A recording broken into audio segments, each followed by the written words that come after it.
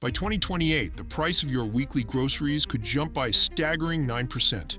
We're talking millions of jobs potentially vanishing from the economy, and the country could lose a chunk of output larger than the entire state of Texas. What's the hidden culprit here? It's not some distant war or a sudden financial meltdown. Nope. It's a single contentious policy choice Washington is wrestling with right now. Who gets to stay and work in America? Keep watching, because the next 6 minutes aren't just about abstract economic models. They're about whether you're looking at an extra $1.7 trillion boosting our national income, or a painful 7% nosedive in our GDP. This isn't just about politics. It's about your wallet, your job, and the future of this country. Every major economic projection for the decade spanning 2025 to 2034 hinges on one incredibly urgent question. Do we round up and remove 8 million undocumented workers, or do we provide them a pathway to earn legal status? It sounds stark, because it is. The Penn Wharton Budget Model, a highly respected nonpartisan authority, has run both scenarios, and the results? They're eye-opening. Let's dive into the mass deportation scenario first. This isn't just theoretical, it's a policy that some advocate for. If we go down that road, Penn Wharton projects our GDP would shrink by a full 1% by 2034. That's not a small number, folks. It means less wealth, less innovation, less opportunity for everyone. On top of that, our national capital stock, that's all the machinery, buildings, and infrastructure that drives our economy, would be slashed by 1.3%. And here's the kicker, for anyone worried about national debt. It would push the federal debt up by an additional 1.2%. Think about the implications of that for future generations. Now let's flip the script entirely. Imagine a policy that combines earned legalization for these workers with a modest, smart increase in skilled visas. The Nonpartisan Congressional Budget Office, CBO, predicts something truly remarkable. An additional $1.7 trillion added to our GDP over that very same decade. Let that sink in for a moment. This isn't just a slight improvement, it's a monumental shift. That gap, the difference between losing a percentage point of GDP and gaining $1.7 trillion, is almost 9% of our entire economy. To put that in perspective, it's larger than the annual economic output of a country like Mexico. You really don't need an economics PhD to see which line on that chart points decisively upward. The choice isn't just clear, it's almost blindingly obvious when you look at the raw numbers. Perhaps the loudest, most persistent fear you hear about immigration is that newcomers will somehow steal jobs from native-born workers and depress wages for everyone. It's a compelling narrative, but what does the data actually say? More often than not, it says the exact opposite. Consider the Mariel boat lift in 1980, when Miami saw a sudden influx of low-skilled labor. Many predicted economic disaster for local workers, but follow-up studies found no significant fall in wages or employment for Miami's high school dropouts. Why? Because immigrants rarely substitute for native workers one for one. Instead, they often complement them. Think of it like a finely tuned orchestra. Each instrument plays a different yet essential role. Imagine a bustling construction site. Undocumented crews are often the ones pouring concrete at 7 in the morning, handling the physically demanding, often less glamorous tasks. This isn't taking a job from a native-born electrician or plumber. It's freeing up those higher-skilled, more expensive tradespeople to focus on their specialized tasks, significantly raising overall productivity for the entire project. Remove those crews, and what happens? Projects stall, deadlines are missed, and costs skyrocket. Here's a sobering statistic. Each lost immigrant construction job takes roughly 1.1 additional native jobs with it, according to recent state-level estimates. It's a multiplier effect. Scale that up to a hypothetical 8.3 million deportations, and you're not just losing immigrant jobs. You're looking at potentially 44,000 fewer positions for U.S.-born workers for every 500,000 removals. We're talking about millions of jobs gone.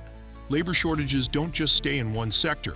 They ripple outwards, affecting logistics, retail, and even higher education administration.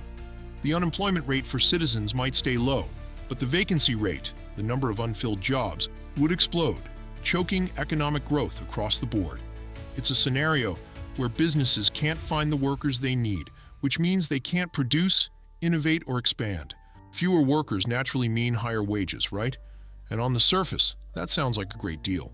Who doesn't want higher wages? But here's the catch. Businesses don't just absorb those increased labor costs. They pass them on to you, the consumer.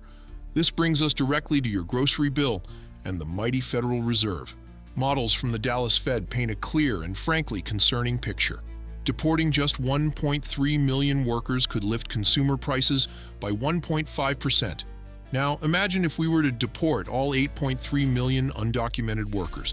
That decision could add a cumulative 9.1% to the Consumer Price Index, CPI, by 2028. Suddenly, that $2 avocado isn't $2 anymore. It's $2.30, and everything else in your cart follows suit. This creates a nightmare scenario for the Federal Reserve. Stagflation light. That's a fancy term for rising prices, coupled with slowing economic output. It's the worst of both worlds. What's the Fed's usual response to inflation? Interest rate hikes. These hikes mean your mortgage rates tick up, car loans get more expensive, and the dollar strengthens, which in turn makes our exports less competitive and hurts American businesses selling abroad. It's a vicious cycle that can seriously dampen economic activity. But here's the good news. The same cycle works in reverse. Legalization, which brings more workers into the formal economy, expands our labor supply and increases overall production. More supply often means lower prices, or at least it dampens inflationary pressures. In 2022, the Fed quietly told Congress that steady immigration was supportive of its 2% inflation target. Translation: newcomers aren't just doing essential jobs, they're helping keep your grocery bill sane and your overall cost of living manageable. They're a vital component in our fight against inflation. A common refrain from critics is that migrants are a fiscal drain on the system, taking more than they contribute. But when you look at the lifetime numbers, the picture that emerges is strikingly different. The average working-age immigrant actually contributes roughly $237,000 more in taxes than they ever collect in benefits. That's not a drain. That's a net positive contribution for our society. Let's talk about Social Security, a program vital to millions of retirees. Undocumented households currently pay about $12 billion a year into Social Security, even though they can't claim benefits. Think about that. They're contributing to a system they can't personally use. If we were to legalize them, compliance would naturally rise, swelling the trust fund even further, providing more stability for your parents' and grandparents' retirement. Yes, it's true that some local school districts feel pressure from increased enrollment, and those costs are real. But those localized pressures are often dwarfed by the massive payroll taxes and other contributions that immigrants make, funding everything from infrastructure to the very retirement benefits that support our elderly population. We even have real-world examples of what happens when states crack down. When Arizona implemented its stringent immigration laws in 2010, the state's revenues dipped so sharply that legislators eventually reversed course, actively trying to attract workers back. It was a clear, painful lesson in economic reality. If the ultimate goal is balancing budgets and ensuring fiscal health, then mass deportation isn't just morally questionable. It's the incredibly expensive option. We're talking nearly $1 trillion in added federal deficits over 10 years, once you factor in the massive costs of enforcement, detention, and the staggering loss of tax revenue. It's a policy that truly costs us all. Let's get specific. Who really feels the heat when immigration policies tighten? The answer is many of the industries that literally put food on our tables, build our homes, and care for our sick. Agriculture.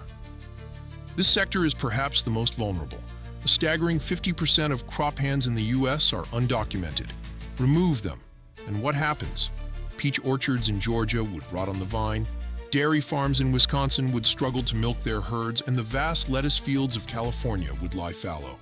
Analysts estimate that Texas farm output alone could take a 10% hit. That means higher prices for consumers, less food on the shelves, and a massive blow to an already challenging industry. It's not just about labor. It's about the entire food supply chain.